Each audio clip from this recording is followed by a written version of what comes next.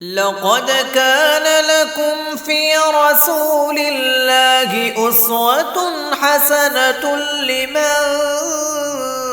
كان يرجو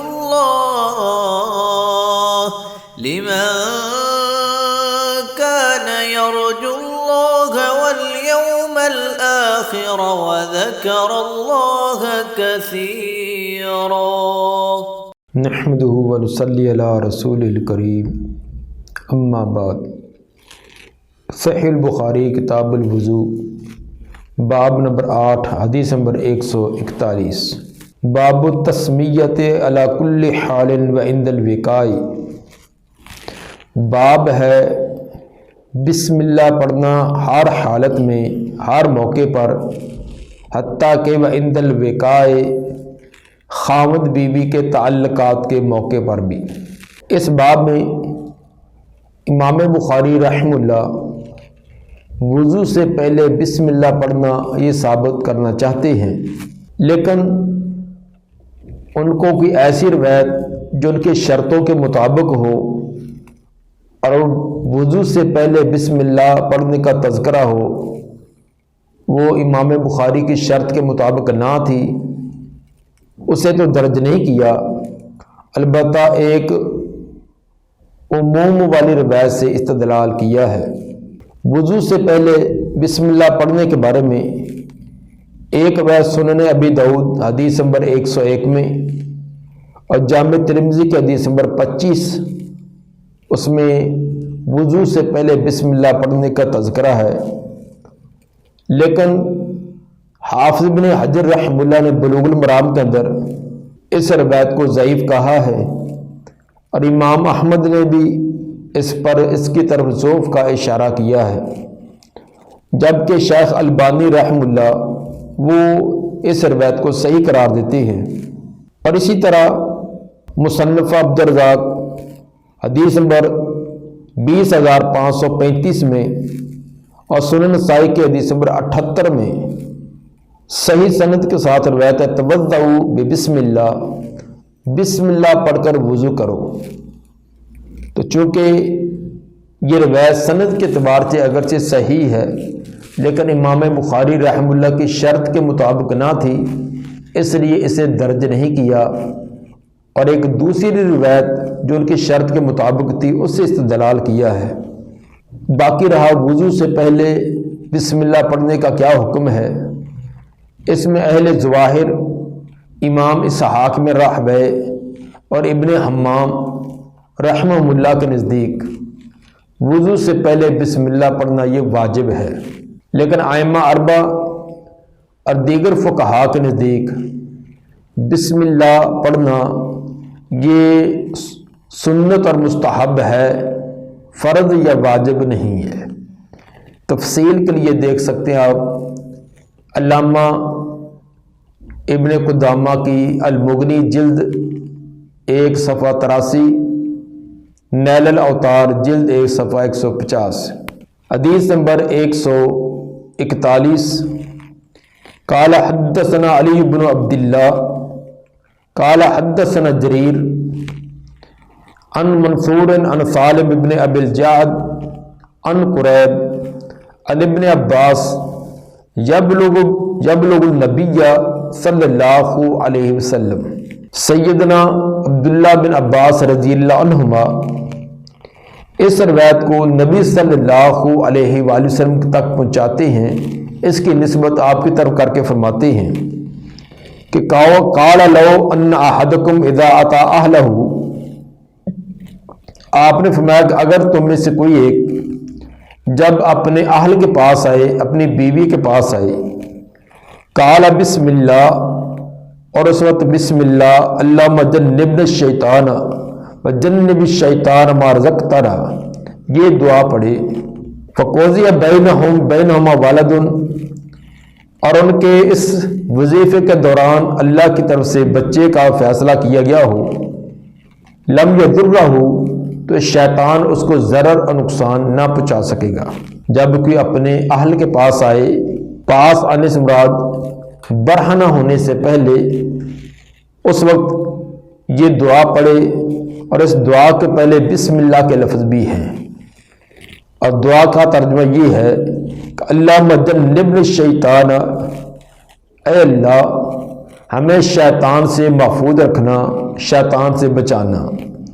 وجنب الشیطان ما رزقتنا،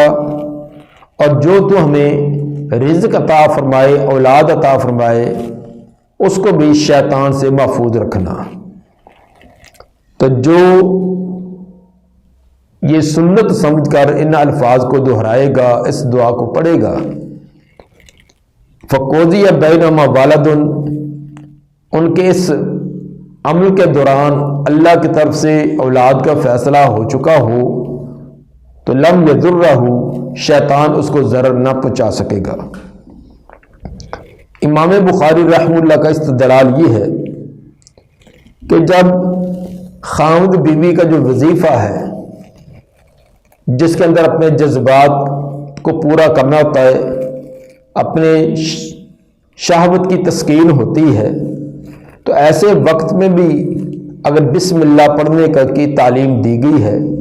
تو وضو جیسا جو ایک عبادت والا عمل ہے، اس میں بسم اللہ پڑھنا تو بالاولا اہمیت والا ہے، بالاولا اس کو پڑھنا چاہیے۔ بسم اللہ پڑھنے کے بارے میں ایک دوسری روایت کہ آپ ہر اہمیت والا کام، اہم کام جو بھی شروع کرتے تو اس کے اندر بسم اللہ سے آغاز کرتے، اور تعلیم بھی دلائی ہے۔ تو بہرحال دیگر معاملات کو دے کر، آپ کے طریقہ کار کو دیکھ کر، خصوصاً جو عبادت کے طور پر جو کام ہوتا ہے اس کی ابتدا، جس طرح اس کی ابتدا سے پہلے بسم اللہ ہے، حتیٰ کہ واش روم میں جاتے وقت جو دعا ہے اس کے اندر بھی، مسجد میں داخل ہوتے وقت اس میں بھی، ان تمام مواقع پر بسم اللہ کا تذکرہ ہے۔ تو وضو جیسا ایک اہم کام جو عبادت کے لیے، نماز جیسی اہم عبادت کے لیے وضو کیا جاتا ہے، اس کے لیے بھی بسم اللہ کا پڑھنا افضل ہے، بہتر ہے۔ باقی رہا کہ صرف بسم اللہ اتنا ہی پڑھا جائے یا بسم اللہ الرحمن الرحیم پڑھا جائے، اس کے اندر اہل علم کی دونوں رائے ہیں۔ جو صرف الفاظ ہی کا اعتبار کرتے ہیں تو وہ کہتے ہیں کہ چونکہ الفاظ ہے کہ توضؤ بسم اللہ، بسم اللہ پڑھ کر وضو کرو، حدیث کے اندر لفظ بسم اللہ کے آئے ہیں، بس اتنا ہی پڑھنا چاہیے، جتنا نبی کی زبان سے لفظ ادا ہوئے اسی پر عمل کیا جائے۔ دوسری طرف بہت سارے اہل علم کی یہ رائے ہے کہ اس سے بسم اللہ سے اشارہ مکمل بسم اللہ کی طرف ہے، جیسے کہا جائے کہ نماز کر الحمدللہ پڑھنی چاہیے، تو الحمدللہ سے مراد پوری سورہ فاتحہ ہوتی ہے۔ اسی طرح کسی صورت کا آغاز والا ایک آدھا لفظ پڑھ کر اس کی پوری صورت مراد ہوتی ہے۔ جیسے ہم کہتے ہیں کہ سورہ فاتحہ کے بعد قل هو اللہ پڑھنی چاہیے، اب قل هو اللہ پوری سورہ اخلاص ہے۔ اسی طرح قل اعوذ برب الفلق صورت میں نے پڑھی تو اس کا مطلب کہ پوری کی پوری صورت پڑھی ہے۔ تو اس اعتبار سے اگر پوری بسم اللہ پڑھی جائے تو اس میں کوئی حرج نہیں ہے۔ تو بہرحال اہل علم کے دونوں رائے ہیں، تو ایسے مسئلے میں جس کے اندر دونوں کی گنجائش ہو تو زیادہ کوئی کھینچا تانی والا مسئلہ نہیں بنانا چاہیے۔ اگر کوئی مکمل بسم اللہ پڑھ لیتا ہے تو اس پر کوئی یہ فتویٰ لگا دینا کہ اسے سنت کے خلاف کیا، یہ بات درست نہیں۔ اور اسی طرح جو صرف بسم اللہ پڑھتا ہے اور اس کا بھی ذوق اور شوق صرف حدیث کے جو الفاظ انہی پر عمل کرنا ہے، تو ٹھیک ہے، اس پر بھی کوئی قدغن کرنا، اس پر کوئی طعن و تشنیع کرنا یہ درست نہیں ہے۔ تو ایسے معاملات جن کے اندر دونوں پہلو ہوں، اہل علم نے دونوں اختیار کیے ہوں، اس کے اندر کوئی زیادہ تشدد کرنا اور جو اپنے ذہن کے خلاف کرنے والا ہے اس پر طرح طرح کی اعتراض کرنا یہ درست نہیں ہے۔ باب نمبر 9، باب ما یقول عند الخلا، باب ہے کہ بیت الخلا جاتے وقت کیا کہنا چاہیے، کیا الفاظ پڑھنے چاہیے۔ یہاں بات تو پیچھے وضو کی ہو رہی تھی، وضو کے ساتھ ہی بیت الخلاء میں جاتے وقت کیا پڑھنا چاہیے اس کا تذکرہ شروع ہوا۔ وجہ یہ ہے کہ خاوند بیوی کے تعلقات کے بعد عام طور پر استنجا کی ضرورت ہوتی ہے، تو چونکہ پیچھے والے باب کے اندر اس چیز کا تذکرہ تھا کہ باب التسمیت عند کل حال و عند الوقاء، تو اسی کی مناسبت سے اب جب بیت الخلاء استنجا کرنے کے لیے بیت الخلاء میں جانا ہے تو اس کے لیے کیا آداب ہیں، کیا طریقہ ہے، کون سے الفاظ، کون سی ذکر دعا پڑھنی چاہیے، اس کو امام بخاری ذکر کرنا چاہتے ہیں۔ اور ساتھ یہ بھی مناسبت ہے کہ اگر خاوند بیوی کے تعلقات کے وقت جو مذکورہ دعا ہے وہ پڑھ لی جائے تو شیطان کی طرف سے شیطان کے وسوسے اور خیالات اور اس کی جو غلط طریقہ کار ہے اس سے بچاؤ رہتا ہے۔ تو اسی طرح اگر انسان بیت الخلاء میں قضائے حاجت کے وقت جاتے وقت دعا پڑھے گا تو وہاں بھی شیطانی جو حرکات ہیں ان سے تحفظ رہے گا۔ تو یہ بھی ایک آپس کے اندر مناسبت تھی، تو اس مناسبت سے امام بخاری اس کے بعد یہ باب لائے ہیں۔ تو بعض کا یہ کہنا کہ امام بخاری کے ابواب کے اندر کوئی ترتیب کے اندر بہت اچھا حسن نہیں ہے، انہوں نے روایات کی صحت کا اہتمام کیا ہے لیکن باب کی ترتیب آگے پیچھے والی نہیں ہے، تو یہ بات کا دعویٰ کرنا یہ درست نہیں، بلکہ امام بخاری رحمہ اللہ کے باب کی آپس کے اندر ترتیب بھی ہوتی ہے۔ یہ الگ بات ہے کہ بسا اوقات ایک لطیف اور باریک سے آپس میں مناسبت کی وجہ سے بھی امام بخاری باب درج کر دیتے ہیں۔ حدیث نمبر 142، قال حدثنا آدم قال حدثنا شعبہ عن عبد العزیز بن صہیب قال سمعت انس یقول وکان النبی صلی اللہ علیہ وسلم اذا داخل الخلاء۔ حضرت انس رضی اللہ تعالیٰ عنہ فرماتے ہیں کہ نبی صلی اللہ علیہ وسلم اذا داخل الخلاء، جب بیت الخلاء میں داخل ہوتے ہیں، خلاء کا لفظی معنی تنہائی ہوتی ہے، تو چونکہ بول و براز کے لیے انسان تنہائی میں جاتا ہے، دوسروں سے لگ جاتا ہے، تو اس لیے پھر یہ کنائی لفظ استعمال ہوتا ہے، کیونکہ اس طرح کے کام جو بول و براز والے اس کے لیے صریح لفظ بولنا مناسب نہیں ہوتا، اس کے لیے پھر کنائی لفظ استعمال ہوتا ہے۔ اور کنائی لفظ بھی جب عام استعمال ہونا شروع ہو جائے تو پھر اس کا استعمال بھی زیادہ اچھا نہیں سمجھا جاتا، پھر اس کے لیے اور کوئی نئے جو ہے کنائی لفظ استعمال ہوتے ہیں، جس طرح کہ بیت الخلاء یہ اب عام لفظ جب ہو گیا تھا تو اس کے لیے اس کے اندر بھی ایک وہ بول و براز کی کیفیت اور حیت کی طرف وہم جاتا تھا، پھر اس کو چھوڑ کر اور لفظ استعمال ہونے شروع ہو گئے۔ جب انگلش کا ہم پر غلبہ آیا تو اس کے لیے پھر لیٹرین ہے، پھر واش روم ہے، پھر اس کے بعد اب ٹائلٹ ہے، یہ اس طرح کے اور الفاظ استعمال کیے جاتے ہیں۔ تو بہرحال اذا داخل الخلاء سے مراد جب بیت الخلاء میں داخل ہونے کا ارادہ کرتے، جس طرح کہ آگے امام بخاری رحمہ اللہ نے یہ راویوں کے مختلف الفاظ بیان کر کے یہ ثابت بھی کیا ہے۔ جب داخل ہوتے خلاء میں، بیت الخلاء میں، تو قالا یہ دعا پڑھتے، اللہم انی اعوذ بک من الخبث والخبائث، اے اللہ بے شک میں تیری پناہ میں آتا ہوں، من الخبث خبیث قسم کے ناپاک قسم کے جنات سے، والخبائث اور خبیث قسم کے اعمال سے، افعال سے۔ خبث اور خبائث کا ایک معنی تو یہ کہ خبث سے مراد پلید قسم کے جنات ہیں اور خبائث سے مراد وہ اعمال ہیں جو خبیث قسم کے ہوتے ہیں، جن کے اندر ایک گھنونا پن محسوس ہوتا ہے۔ دوسرا مفہوم اس کا یہ بھی بیان کیا گیا کہ خبث سے مراد مذکر جنات ہیں اور خبائث سے مراد مؤنث جنات، جن کو ہم جن کے مؤنث کہہ سکتے ہیں، یعنی خبیث قسم کے جنات سے اور خبیث قسم کی جنن، کیا اس کو اردو کے اندر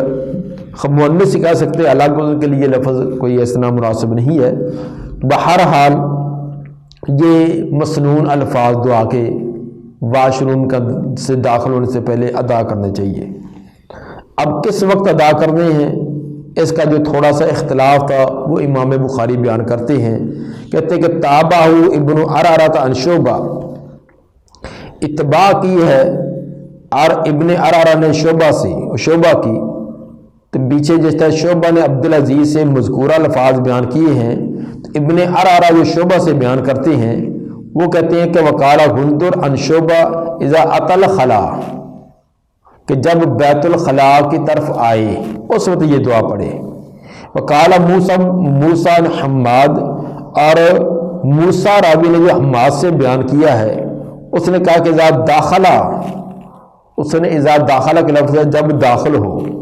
وقال سعید بن زید، وہ جو سعید بن زید نے بیان کیے کہ حدثنا عبدالعزیز، وہ ہے اذا اراد ان یدخلا، جب داخل ہونے کا ارادہ کرے۔ راویوں نے یہ الفاظ مختلف بیان کیے ہیں تو تمام کو ملا کر مفہوم یہ بنے گا کہ بیت الخلاء کے اندر داخل ہو کر یہ الفاظ نہ پڑھے جائیں بلکہ داخل ہونے سے پہلے ادا کیے جائیں۔ اگر تو بیت الخلاء اسی طرح کا جس طرح کہ ہمارے گھروں میں واش روم بنے ہوتے ہیں پھر تو داخل ہونے سے پہلے پڑھے جائے، اندر جا کر داخل ہو کر پڑھنے درست نہیں ہے۔ لیکن اگر کسی نے باہر کھلی جگہ پر جانا ہے، جس تک بعض دیہاتی لوگ یا کھیتوں وغیرہ میں کام وغیرہ کرنے والے تو کھلی جگہ پر جاتے ہیں،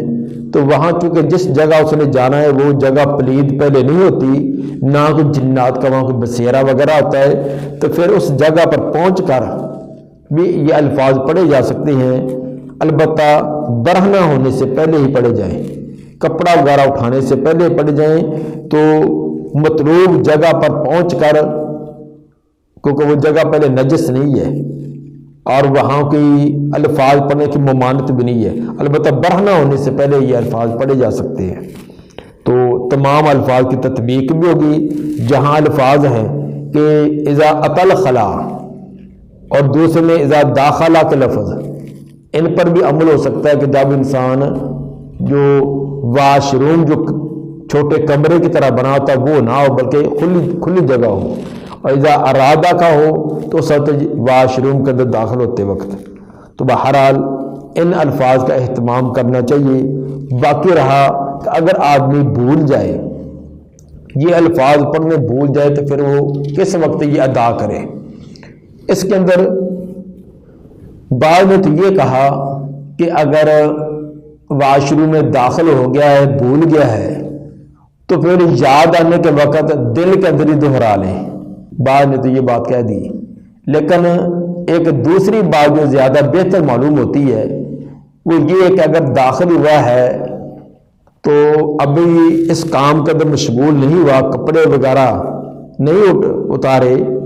تو پھر باہر نکلے اور دوبارہ دعا پڑھ کر داخل ہو، یہ اس کے لیے بہتر ہے۔ اگر بسا اوقات میرے ساتھ ایسا معاملہ پیش آ جائے تو میرا عمل اسی پر ہے کہ میں باہر نکل کر دوبارہ دعا پڑھ کر اندر داخل ہوتا ہوں، حتیٰ کہ کبھی پاؤں رکھنے کی میں بھی غلطی ہو جائے، کیونکہ واش روم کے اندر جاتے ہو تو پہلے الٹا پاؤں رکھنا چاہیے۔ اگر کسی غلطی سے یا لاشعوری طور پر دوسرا پاؤں رکھا جائے تو پتہ چلنے پر دوبارہ پھر نکل کر میں پھر مسنون طریقے سے داخل ہونے کی کوشش کرتا ہوں۔ تو یہ کہنا کہ دل کے اندر پڑھے تو پڑھنے کا تعلق زبان سے ہے، دل کے اندر سوچ تو سکتے ہیں لیکن پڑھنے کا تعلق زبان سے ہے، تو الفاظ جو ہے وہ پڑھنے کا حکم ہے، تو اس لیے بہتر یہ ہے کہ باہر نکل کر ادا کر لے۔ لیکن اگر یاد آیا جب وہ اپنے کام میں مشغول ہو گیا، یہ کپڑے اتار دیے ہیں، تو پھر وہ اس کی اضطراری شکل ہے، تو پھر وہ اگر وہ رہ بھی گئی ہے تو آگے پیچھے اس کی عادتی کبھی اتفاق سے بھول گیا ہے تو لا یکلف اللہ نفسا الا وسعها، ہر انسان کو اس کے وسعت کے مطابق اللہ تکلیف دیتا ہے، اور امید ہے کہ ایسا آدمی جس کا یہ پورا اہتمام ہوتا تھا، جب بھی واش روم میں جاتا تھا دعا کا اہتمام کرتا تھا، لیکن کبھی وہ بھول گیا ہے تو اللہ تعالیٰ اس کے وہ پہلے انداز کے مطابق اس کا عمل جاری رکھے گا۔ اللہ تعالیٰ سے دعا ہے کہ نبی صلی اللہ علیہ وسلم کے تمام طریقوں پر کما حق کو ہمیں عمل کرنے کی توفیق عطا فرمائے۔ سبحان ربک رب العزت عما یصفون وسلام علی المرسلین والحمد للہ رب العالمین۔